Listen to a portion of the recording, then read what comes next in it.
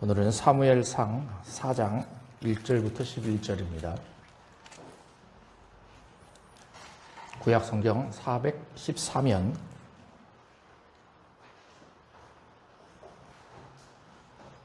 사무엘상 4장 1절부터 11절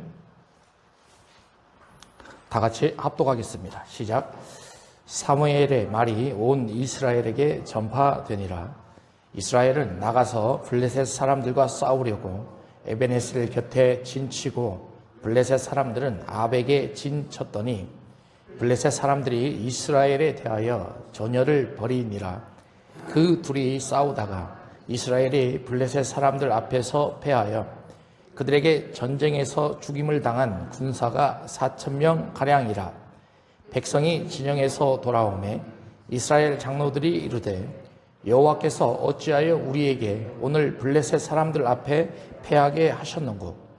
여호와의 언약궤를 실로에서 우리에게 가져다가 우리 중에 있게 하여 그것으로 우리를 우리 원수들의 손에서 구원하게 하자 하니, 이에 백성이 실로에 사람을 보내어 그룹 사이에 계신 만군의 여호와의 언약궤를 거기서 가져왔고, 엘리의 두 아들 홈니와 비느하스는 하나님의 언약궤와 함께 거기에 있었더라.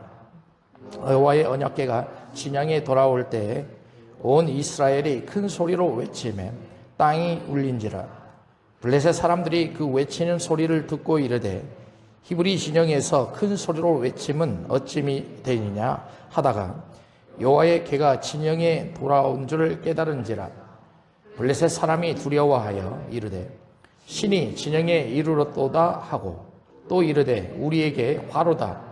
전날에는 이런 일이 없었도다. 우리에게 화로다. 누가 우리를 이 능한 신들의 손에서 건지리요?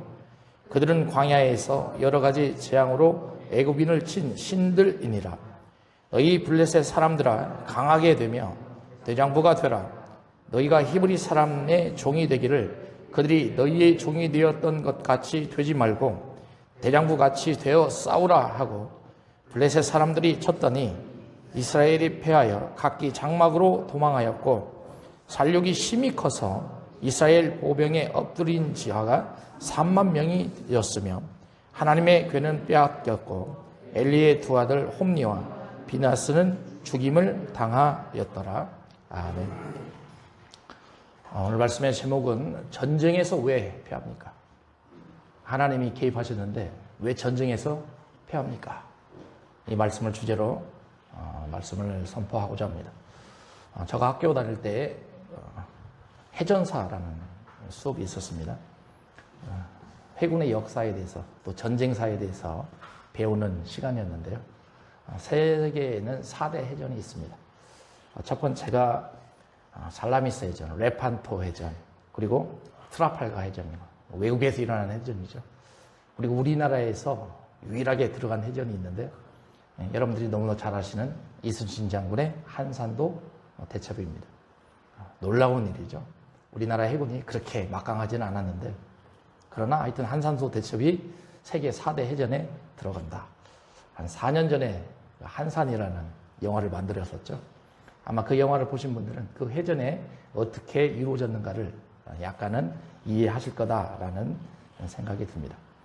이때 이순신 장군이 펼쳤던 진법이 하깃진입니다. 굉장히 중요한 전법이죠. 그림을 보세요. 그림을 보시면 하깃진 전법이 나오죠. 배가 둘러싸죠. 그러니까 안에 들어가 있는 군함이 일본 군함이고요. 밖에 있는 군함들이 우리 조선의 군함들입니다. 근데 여러분들 한산도를 한번 가셨던 분들은 아실 거예요. 한산도에는 섬이 굉장히 많아요. 그래서 이런 작전을 펼치기가 쉽지가 않습니다. 그래서 영화에서도 잘 표현했듯이 유인작전을 펼치죠. 그래서 일본의 배들을 넓은 해상으로 나오게끔 유인을 해서 숨어 있다가 이런 진법을 펼치는 겁니다. 여러분, 제가 말씀드리고 싶어 하는 것은 다른 게 아니라 세상의 전쟁은 이렇게 진법이 중요하고 전략이 중요합니다. 여러분, 구약 성경을 보시면 수많은 전쟁이 나와요. 수많은 전쟁이 나오는데 그 전쟁의 진법이 자세히 표현된 곳이 거의 없어요. 진법이 표현된 것을 보면 아주 간단합니다. 아주 간단해요. 누구나 생각할 수 있는 것만 표현이 됩니다. 놀라운 일이죠. 세상에서 인간들이 싸우는 전쟁은 그 진법이라든지 아니면 전략과 전술을 숨겨가면서 적군들을 유인해가면서 전쟁에서 승리하는 것이 일반적인데 성경은 그렇지 않아요. 성경은 그렇지 않아요. 우리가 너무나 잘 아는 다윗, 모세, 여호수아 그 사람들이 전쟁을 벌였을 때의 모습을 잘 보십시오. 성경에서 강조하는 것은 하나님의 개입이에요. 하나님이 개입하시면 전쟁에서 승리하고 하나님이 개입이 없으시면 전쟁에서 패하는 것들이 성경에서 나오고 있는 모습이다라는 것입니다. 여러분 오늘 본문에도 이걸 나타내고 있어요. 전쟁에서 오늘 1차 전쟁과 2차 전쟁으로 표현이 되거든요. 1차 전쟁에서 2절을 보시면 4,000명이 죽습니다. 그리고 이스라엘 백성들이요 전쟁에서 승리하기 위해서 하나님의 개입을 원하죠. 그런데 오늘 본문을 잘 보면 주어가 우리예요. 우리가 하려고 합니다. 우리가 전쟁을 이기려고 하고요. 우리가 하나님을 끌어오려고 하고요. 우리가 무엇을 만들어가려고 하는 것이 오늘 본문에 나와 있는 주어들이에요. 그런데 결과를 잘 보십시오. 11절과 10절을 보시면 2차 전쟁에서 패배를 하게 되는데요. 그 죽는 양이 이제는 10배가 돼버려요. 아까는 3,000명, 4,000명이었는데 이제는 3만 명이 돼요. 3만 명이 돼요. 여러분 우리 신앙에서도 이런 전쟁이 얼마나 많이 있습니까? 눈에 보이는 육적 전쟁이 있습니다. 눈에 보이지 않는 영적 전쟁이 있습니다. 그런 전쟁에서 우리는 왜 패합니까? 그런 전쟁에서 왜 우리는 무너집니까? 이스라엘 백성들은 동일한 모습을 우리에게 보여주고 있어요. 여러분 오늘 말씀이 그래서 중요하다는 거예요. 여러분도 오늘 말씀을 통해서 전쟁에서 승리하시는 삶을 사시길 소망합니다. 하나님이 여러분들의 삶에 개입하셔서 육적으로 승리하시고 영적으로 회복하셔서 여러분들의 신앙생활과 여러분들의 가정에 놀라우신 하나님의 은혜가 나타나길 소망한다라는 거예요. 여러분 그러면 우리는 오늘 본문에서 왜 이스라엘 백성들이 전쟁에서 피했을까? 세 가지로 찾을 수가 있어요. 여러분 첫 번째 이스라엘은요 첫 번째 전쟁에서 패했을 때요 하나님의 뜻이 무엇인지 요구하지 않았어요. 하나님의 의중이 무엇인가? 하나님이 무엇을 우리에게 요구하고 계시는가? 여러분 그 모습을 잘 보십시오. 3절을 한번 같이 읽어보겠습니다. 시작. 백성이 신영으로 돌아오매 이스라엘 장로들이 이르되 여호와께서 어찌하여 우리에게 오늘 블레셋 사람들 앞에 패하게 하셨는고 됐습니다. 여기까지만 보세요. 전쟁에서 패했는데요 이스라엘 장로들이요 하나님께 불평을 하고 있어요. 우리가 하나님의 백성이라면 우리가 하나님의 사람이라면 전쟁에서 반드시 승리해야 되는데 오늘 왜 하나님은 우리에게 전쟁을 패하게 하셨는가? 놀라운 일이죠. 여러분들이 만약 이런 일들을 경험하신다면 어떠한 생각을 가지겠어요? 나도 신앙생활 잘하고 나도 하나님의 사람이고 나도 지금까지 철저히 주일 성수 잘했고 하나님 말씀 잘 보았고 기도생활 열심히 했는데 왜 전쟁에서 패하는가? 왜 신앙에서 무너지는가? 하나님 오늘 내가 왜 전쟁에서 피하고 있습니까? 하나님 오늘 내가 왜 영적 싸움에서 무너지고 있습니까? 그런 질문들을 우리도 충분히 이렇게 할 수가 있다라는 거예요.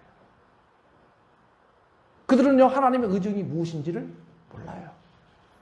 하나님의 뜻이 무엇인지도 몰라요. 눈앞에 모여지고 있는 전쟁에서 승리하기만 갈급해하고 있는 이스라엘의 모습. 여러분 신명기 23장 9절에는 모세를 통해서 하나님이 요구하시는 장면이 나와요. 같이 읽어봅니다. 시작. 내가 적군을 치러 출전할 때에 모든 악한 일을 스스로 삼갈지니. 너희들이 전쟁을 치러 출진할 때 출진이라는 것은 나가기 직전의 상황이에요. 그때는 모든 악한 일을 스스로 삼가라 이렇게 됐어요. 그러니까 전쟁을 하기 전에도 하나님께서는 이스라엘 백성들에게 거룩한 삶을 요구하셨어요. 깨끗한 삶을 요구하셨어요. 그런데 이스라엘은 이것을 하지 않습니다. 우리에게 이런 무너지는 삶이 왔을 때 오늘 본문을 보면서 우리도 하나님께 질문을 해야 돼요. 하나님, 왜 1차 전쟁에서 우리가 패했습니까? 하나님, 내가 왜 육적 전쟁에서 무너졌습니까? 내가 무엇인가를 결정하지 말고 하나님께 그 의중이 무엇인지를 깊이 기도하며 아셔야 된다라는 것입니다. 여러분, 비단 2000년 전에 이런 전쟁이 있었는데 지금은 이런 전쟁이 없습니까? 여러분, 3달 전에 이스라엘에 어떤 일이 일어났습니까? 1년 전에 이스라엘에 어떤 일이 일어났습니까? 팔레스틴이 계속 이스라엘 땅에서 공격합니다. 멈추지 않습니다. 지금도 여전하게 이런 일들은 계속 반복이 되고 있어요. 사사시대를 보십시다. 블레셋이 이스라엘 땅에서 침략했을 때 가장 유명한 사사시대의 사람은 삼손이었습니다. 삼손이 사사로 있을 때에 블레셋이 그렇게 침투를 합니다. 왜 침투를 합니까? 그냥 침투합니까? 아니죠. 땅을 유지하기 위해서요? 영역을 확보하기 위해서요? 아니에요. 그 침투에는 하나님의 의중이 있어요. 그 침략에는 하나님의 뜻이 있다라는 거예요. 그러면 우리는 왜 하나님께서 블레셋과 이스라엘을 왜 전쟁을 시키셨는가에 대해서 질문을 던져야 됩니다. 여러분, 3장에 보면 그것을 어느 정도 윤곽을 잡아낼 수가 있습니다. 3장 1절을 같이 읽어봅니다. 시작. 사무엘이 엘리 앞에서 여호와를 섬길 때에는 여호와의 말씀이 희귀하여 이상이 흔히 보이지 않더라. 여러분, 이것만 보면 이스라엘 땅에 하나님의 말씀이 없구나. 이스라엘 땅에 하나님의 환상과 이상이 나타나지 않는구나. 그러면 영적으로 메말라 있구나. 이렇게 생각할 수가 있어요. 그러니까 여기까지 이해가 되죠. 그러나 3장 21절을 보십시오. 성경점을 보십시다. 3장 21절을 보시면 같이 읽어봅니다. 시작. 여호와께서 실로에서 다시 나타나시되 여호와께서 실로에서 여호와의 말씀으로 사무엘에게 자기를 나타내시니라. 4장 1절을 보세요. 사무엘의 말이 온 이스라엘에 전파되니라. 그럼 여기까지 본다면 아까 3장 1절에서는 여호와의 말씀이 없었어요. 이상도 없었어요. 그런데 4장 1절과 3장 21절을 보면 하나님의 말씀이 나타났어요. 하나님의 말씀이 사무엘에게 나타났습니다. 그리고 사무엘에게만 나타난 것이 아니라 이스라엘의 온 지역에 하나님의 말씀이 증거되기 시작했어요. 그런데 이런 상황 속에도 하나님은 블레셋과 이스라엘의 전쟁을 일으키셨어요. 놀라운 일이죠. 놀라운 일입니다. 왜 그랬을까? 여러분, 우리도 신앙생활하면서 이런 부분들을 잘 생각을 하셔야 됩니다. 하나님께서 단순히 말씀 많이 안다고 해서 그 사람이 신앙이 좋다라고 생각하실까요? 하나님께서 그 사람이 기도 많이 한다라고 해서 하나님이 그 사람 믿음 좋다라고 생각하실까요? 그러지 않아요. 그러지 않습니다. 하나님이 믿음 생활이 정말 좋다라고 생각하시는 분들은 하나님의 뜻에 맞는 삶을 사시는 분들이에요. 그들의 삶으로 살아낼 줄 아셔야 됩니다. 하나님이 그런 사람 찾고 있어요. 지금 이스라엘 땅에 이런 모습이 보이질 않아요. 다시 말하면 하나님께서 메시지를 통해서 선지자들을 통해서 하나님의 말씀을 계속 전파하고 있고 귀로 그걸 듣고 있는데 삶은 살아가질 못하고 있다는 거죠. 여러분, 그래서 1차의 전쟁의 경고의 메시지를 전하고 있는 거예요. 그 전쟁에서 이스라엘은 승리할 줄로 생각했습니다. 하나님이 일하실 걸로 생각했습니다. 왜? 하나님의 말씀이 선지자 사무엘을 통해서 선포되니까 이 정도 되면 전쟁하더라도 걱정이 없겠구나. 전쟁에서 승리할 수 있겠구나. 그런 자만심이 있었던 거죠. 그런데 져요. 집니다. 왜 그랬을까? 우리는 아이성 전투를 생각해야 됩니다. 여러분, 아이성 전투는요, 여호수아에 나오지 않습니까? 여리고성을 정벌한 후에 나오는 전투가 아이성이에요. 여러분, 여리고성 앞에 부른 단어는 난공불락이라고 붙어요. 그만큼 여리고성을 점령하기가 쉽지가 않아요. 그런데 쉽게 점령합니다. 그런데 이상한 일이죠. 아이성은요, 여리고성보다 훨씬 규모가 작습니다. 아이성은요, 그냥 가기만 해서 싸우기만 하면 쉽게 점령할 수 있는 성이 아이성이에요. 그런데 져요. 왜 지죠? 놀라운 일이에요. 그러니까 백성들의 원망이 들끓죠. 와, 여리고성은 쉽게 이겼는데 왜 쉽게 이길 수 있는 아이성은 저지? 왜 지지? 이해할 수 없는 일이에요. 그때 여호수아가 했던 행위를 잘 보셔야 됩니다. 여호수아는요, 그때 하나님 앞에 무릎을 꿇습니다. 그리고 하나님께서 뭘 원하시고 있는지를 기도합니다.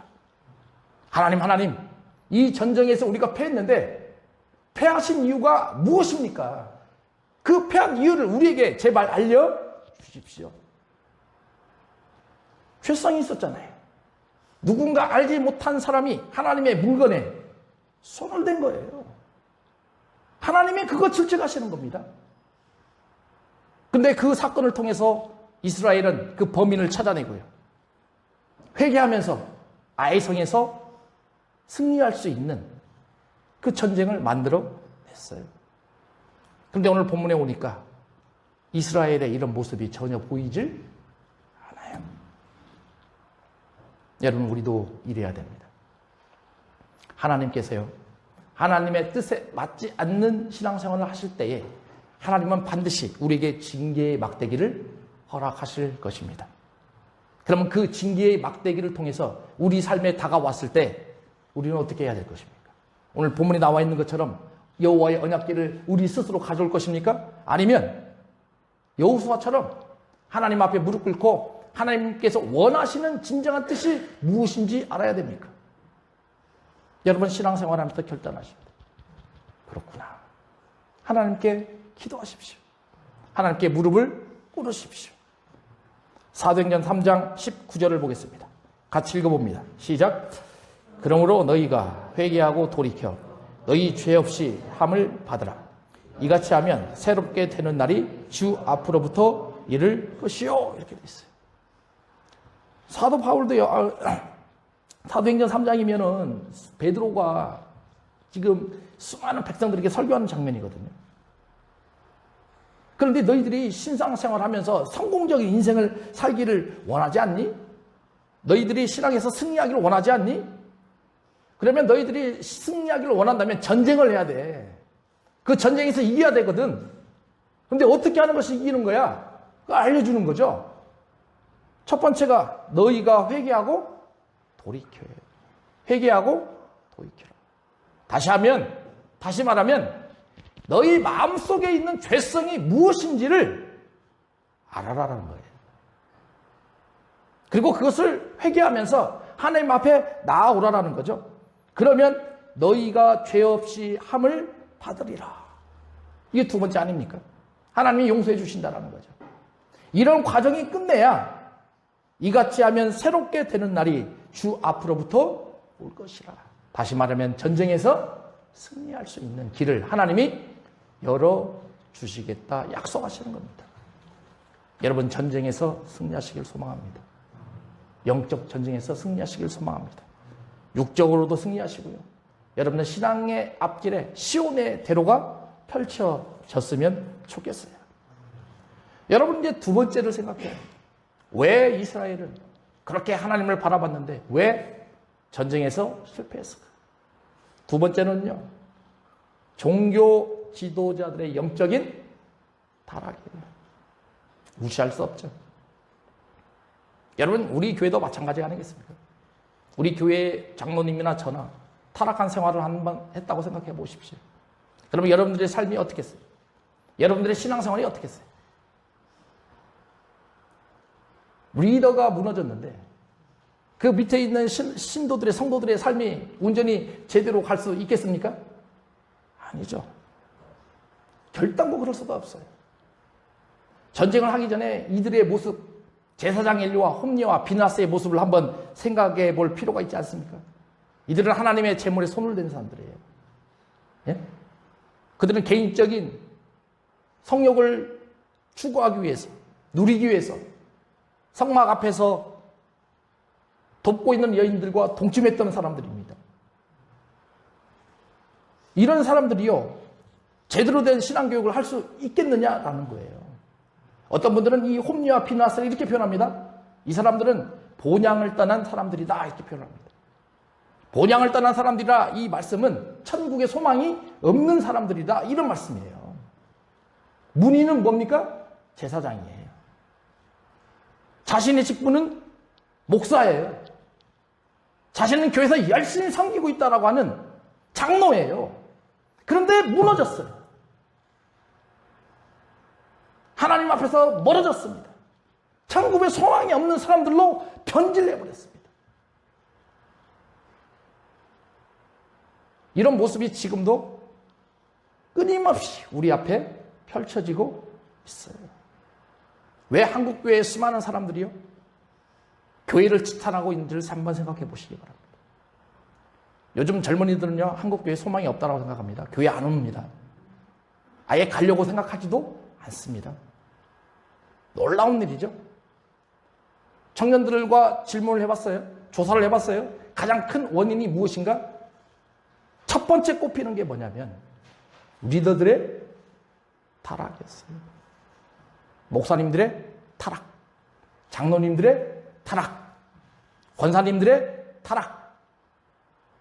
그 타락을 우리가 눈으로 보니까 우리는 더 이상 교회에 대한 소망이 없다. 내가 그럴 바에야 차라리 교회에 가지 않고 그냥 인터넷 예배 드리겠다라는 거예요. 저는 맨 처음에 이런 흐름이, 청년들의 흐름이 단순히 이 3년 전에 있었던 코로나 바이러스 있죠. 그 사건 때문에 일어난 일시적인 현상인 줄 알았어요.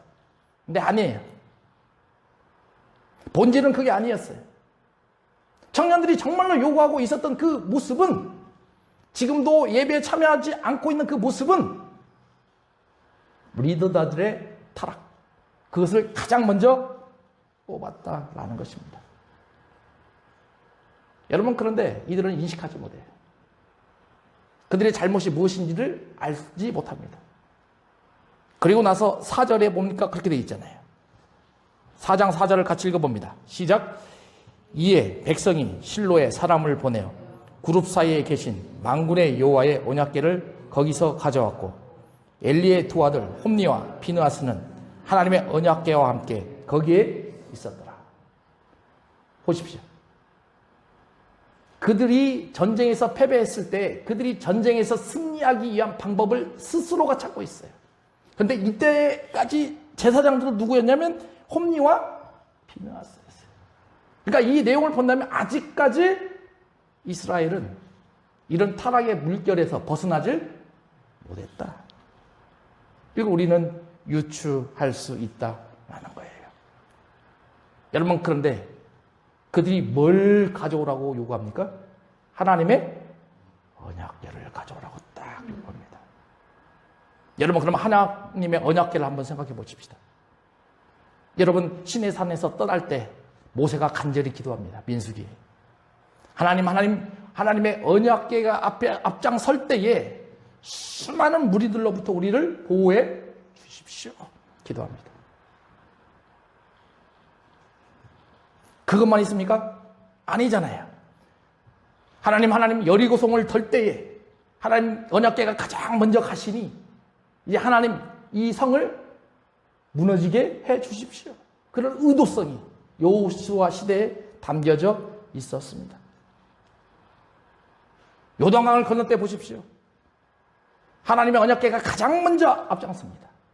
하나님의 언약궤가 앞장서시니 이 요단강의 물이 멈춰지게 하여 주시옵소서. 이런 것들을 경험했던 민족이 이스라엘 백성들입니다. 그러면 이들의 생각이 또 무슨 생각이 들었겠어요? 하나님의 언약궤만 있다면 이제 하나님이 임재하시는 것으로 생각하고 있었고, 하나님의 언약궤만 있다면 이 전쟁은 우리가 승리할 수 있다라는 자만심이 있었죠. 그런 확신이 있었어요. 여러분, 그래서 그들이 언약궤가 돌아왔을 때 이들의 모습을 보십시오. 5절이에요. 같이 읽어봅니다. 시작. 여호와의 언약궤가 진영에 돌아올 때 온 이스라엘이 큰 소리로 외치며 땅이 울린지라. 얼마나 환호했으면 땅이 울릴 정도였어요. 여러분, 집회에 가신 분들은 알 겁니다. 사람들의 한 2, 3만 명 되는 사람들이 한번 외침을 했을 때 그 소리가 어느 정도인지 장난 아니죠. 그만큼 이스라엘 백성들은 이제 하나님의 언약궤가 왔으니 이야, 블레셋과 싸움은 장난이다라는 거죠. 이제 우리가 반드시 승리한다. 그런 확신에 차 있었어요. 근데 오해였어요. 여러분, 언약궤는 물건이에요. 단순히 하나님이 임재하시는 상징밖에 안 돼요. 근데 이스라엘 백성들은 그 언약궤를 실제적인 것으로 인식해버렸어요. 여러분, 언약궤가 있다라고 해서 하나님의 일하심이 있습니까? 여러분, 십자가가 있다라고 해서 하나님의 일하심이 있습니까? 아니죠. 그것은 상징이에요. 그보다 훨씬 더 중요한 것은 하나님의 일하심이 그곳에 있느냐가 훨씬 중요한 것이고, 하나님의 이스라엘 백성들과 함께 하시느냐가 훨씬 더 중요한 겁니다. 우리도 마찬가지죠. 우리도 전쟁에서 승리하고 정말 신앙적으로 승리하는 삶을 살기 위해서는 단순히 이런 상징적인 물품에 내가 집착하는 것이 아니라, 신성시대는 어떠한 장소가 아니라 내가 하나님과 실질적으로 함께하고 있는가를 경험하시는 분들이 되셔야 된다는 거예요. 근데 이스라엘은 이것에서 무너졌어요. 어떤 학자들은 또 이렇게 표현합니다. 나와 하나님과의 관계에서 이스라엘은 무너졌다. 이스라엘은 나와 그것의 관계로 변질되어 버렸다. 그것이 언약궤죠. 그러니까 다시 말하면 신앙이 변질되어 버렸어요. 하나님 중심적인 신앙에서 물건 중심적인 신앙으로 바뀌어 버렸다는 거죠. 그것만 있으면 마치 무엇인가 이루어질 것 같은 그런 모습. 오늘날에도 이런 모습이 우리에게 많이 나타나고 있다는 거죠. 사도행전 8장 20절 21절 같이 읽습니다. 시작. 베드로가 이르되 내가 하나님의 선물을 돈 주고 살 줄로 생각하였으니 내 은과 내가 함께 망할지어다. 하나님 앞에서 내 마음이 바르지 못하니 이 도에는 내가 관계가 없고 분깃될 것도 없느니라. 시몬이라는 사람이요, 성령 줄 때 성령이 임하는 것을 돈으로 살려고 했던 사건이에요. 놀라운 일이죠. 놀라운 일입니다. 오늘날로 표현하면 교회에서 장사하는 꼴이에요. 네? 놀라운 일입니다. 사마리아에 복음을 전하러 갔는데 사마리아의 복음이 전해집니다. 예루살렘에 있는 무리들이 그 소리를 듣고 베드로와 요한을 보내서 그들에게 성령 세례를 베풀라 하는 거죠. 그래서 베드로와 요한이 안수를 해서 기도를 하니까 성령이 그들에게 임합니다. 그 모습을 누가 봐요? 시몬이 본 거예요. 그리고 시몬이 그걸 보면서 베드로와 요한에게 요구합니다. 베드로와 요한이요, 내가 당신에게 은을 줄 테니까 나에게 성령 주는 거 팔라라는 거죠. 팔라라는 거예요. 놀라운 일 아니에요? 요즘도 신앙생활 하면서 교회에서 이런 모습이 많이 나타나죠. 많이 나타납니다. 그래서 20절에서 그렇게 베드로가 표현한 거죠. 내가 하나님의 선물을 돈 주고 살 줄로 생각하였냐. 그러니까 이렇게 된다면, 돈 주고 살 줄로 생각하였다면 내 은과 내가 함께 망할지어다. 하나님이 가만히 두지 않겠다라는 거예요. 망하게 하겠다라는 겁니다. 21절도 보십시오. 내 하나님 앞에서 내 마음이 바르지 못하니 이 도에는 내가 관계도 없고 분깃될 것도 없다. 다시 말하면 성령 세례를 베푸는 것에서는 하나님이 일하시지 않으면 결단코 이런 일들이 진행될 수가 없다. 이것을 우리식으로 표현하게 된다면 전쟁에서 우리가 승리하고 영적으로 이겨내기 위해서는 우리의 노력과 우리의 힘으로 이겨낼 수가 없고 반드시 하나님이 함께 하셔야만 이 전쟁에서 승리할 수가 있다. 그것을 우리에게 알려주는 것입니다. 세 번째요. 이스라엘은요, 이 언약궤 때문에 목이 꼿꼿해졌어요. 자만심이 가득했어요. 우리도 이렇습니다. 특히 신앙의 연륜이 충만한 사람들은 이런 경향이 나타날 확률이 많아요. 이런 확률이 많이 있다는 거죠. 그들은 자만심이 있었어요.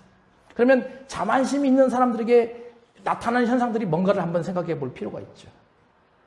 이 이스라엘 백성들이 너무나 많은 하나님의 일하심을 눈으로 다 봤잖아요. 그러니 언약궤만 있으면 모든 것들이 다 이겨낼 수 있다라는 그런 상징물의 힘을 쫙 준 거죠. 다시 말하면 주술신앙으로 바뀌어버리는 거예요. 주술신앙. 그래서 오늘날에도 십자가만 보면 십자가에 대해서 가지고만 다닌다면, 십자가를 목에 차고만 다닌다면, 십자가를 이 손목에 가지고만 다닌다면 나를 보호해 줄 것 같은 신앙. 물론 제가 그것에 나쁘다고 평가를 하지는 않겠습니다. 그러나 너무나 그런 곳에 집착하면 안 된다라는 거죠. 그러지 않습니까? 그런 일들이 너무나 많아요. 가끔 매스컴에 보면은 연예인들이 십자가를 걸고 목에 걸고 나오는 분들이 있어요.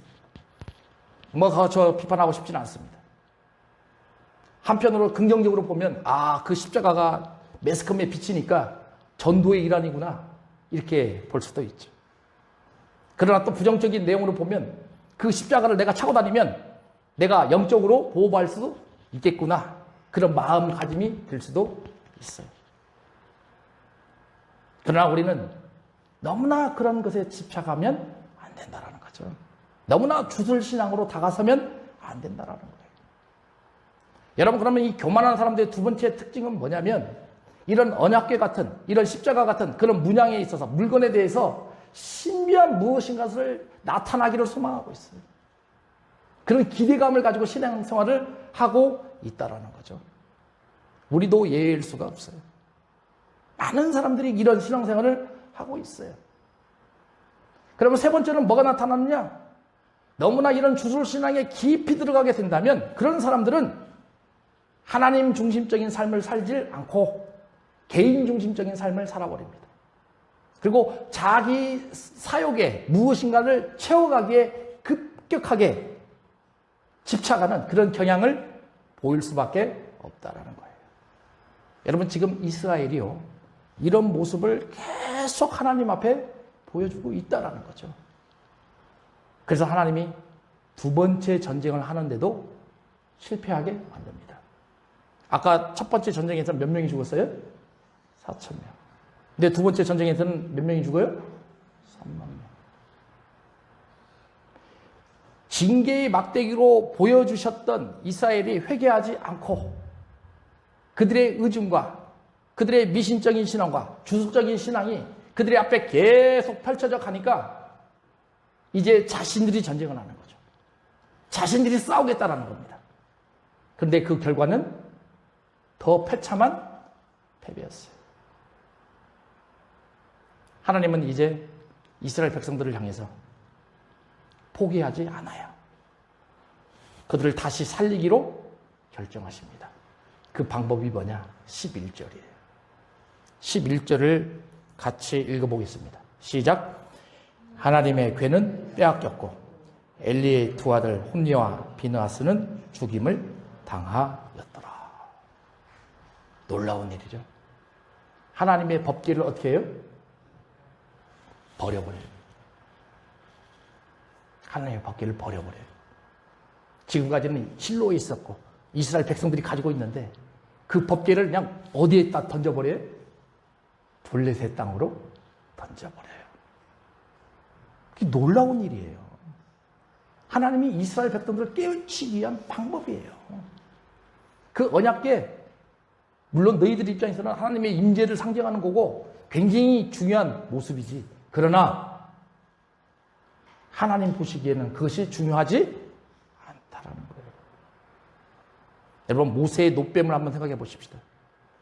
모세가 광야 40년을 걸어갈 때 노뱀을 만들잖아요. 그걸 본 사람은 살고 그걸 보지 않는 사람은 죽어요. 그런데 그런 일들이 실질적으로 일어났어요. 시간이 오래 갑니다. 히스기야 왕 때까지 갔습니다.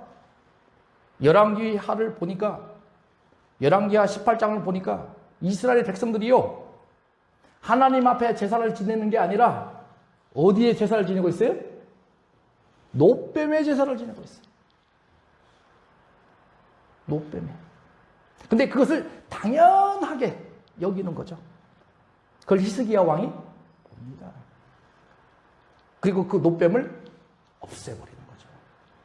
마치 이런 것처럼 하나님도 이스라엘 백성들을 회복시키기 위한 방법으로 블레셋에게 언약궤를 보내버립니다. 여러분, 우리도 이런 함정에 빠지지 않도록 주의하셔야 돼요. 그리고 이겨내셔야 돼요. 여러분, 그리고 나서 아까 11절 마지막에 보니까 이제는 제사장이 어때요? 홈리와 비나스가 죽어요. 과감하게 처단하는 하나님의 모습이죠. 그러면 하나님께서 이제 이스라엘 백성들을 사랑하셔서 회복시키기를 원하셨는데 기간을 한번 보자라는 거예요. 네? 뺏길 때는 금방 뺏기죠. 근데 회복시킬 때는 쉽지가 않아요. 블레셋에서 뺏겨갔던 그 언약궤가 돌고 돌아서 어디로 오냐면 기럇 여아림으로 옵니다. 그리고 기럇 여아림에서 약 25년을 있습니다. 회복되는데 적어도 몇 년 걸려요? 25년. 그게 아니에요. 다윗이요, 그 법궤를 이제 어디로 옮기려고 그래요? 다윗성으로 옮기려고 그래요. 그러면 다윗이 왕이 될 때까지 그 과정 중에 누가 있었냐면 사울이 있었어요. 그러면 사울이 왕의 통치기간이 몇 년이면 40년이에요.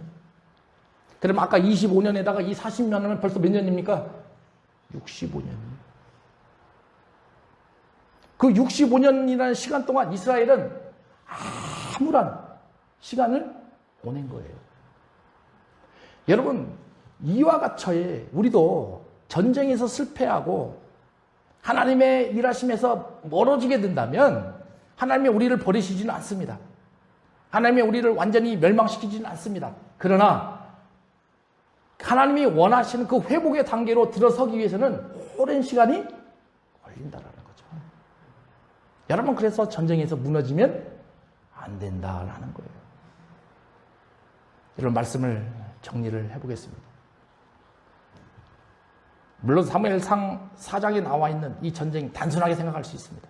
그러나 깊이 생각해 본다면 어마어마한 일들이 숨겨져 있어요. 하나님은 이 전쟁을 통해서 이스라엘이 가지고 있는 주술적 신앙과 미신적 신앙, 그들의 귀로는 말씀을 듣지만 삶으로 살아가지 못하는 그런 것들을 쳐부수기 위한 하나님의 방법이었어요. 그래서 징계의 막대기를 이들에게 대는 것입니다. 그런데 그걸 알아요, 몰라요? 몰라요. 인식하지 못합니다. 우리에게도 이런 징계의 막대기가 올 수가 있습니다. 그런 징계의 막대기가 왔을 때 우리가 어떠한 방법으로 승리해야 될 것인가? 그것은 다른 것이 아니라 여호수아처럼, 다윗처럼 무릎 꿇고 하나님의 뜻이 무엇인지를 분별해 내셔야 됩니다. 그리고 하나님의 뜻에 맞게끔 살아가셔야 합니다. 그것이 진정한 전쟁에서의 승리임을 아셨으면 좋겠습니다. 기도하겠습니다. 아버지 하나님, 은혜를 감사합니다. 전쟁을 통해서 하나님이 이스라엘 백성들에게 무엇을 인식하기를 원하시는지 알고 있습니다. 이스라엘 백성들은 교만했습니다. 이스라엘 백성들은 자기 중심적인 삶을 살았습니다. 미신적인 신앙이 가득했고 주술적인 신앙이 가득했습니다. 하나님의 이 사건을 통해서 이스라엘 백성들이 좀 더 회복하고 하나님의 사람들로 태어나기를 원했습니다. 아버지 하나님, 우리도 이러한 내용을 보면서 우리 신앙을 바로 점검할 수 있도록 인도하여 주시옵소서. 우리 로고스교회 성도들에게 올바른 하나님의 말씀을 잘 듣고 삶으로 살아갈 수 있는 그런 신앙이 잘 자랄 수 있도록 인도하여 주시옵소서. 예수님의 이름으로 기도하옵나이다. 아멘. 찬송가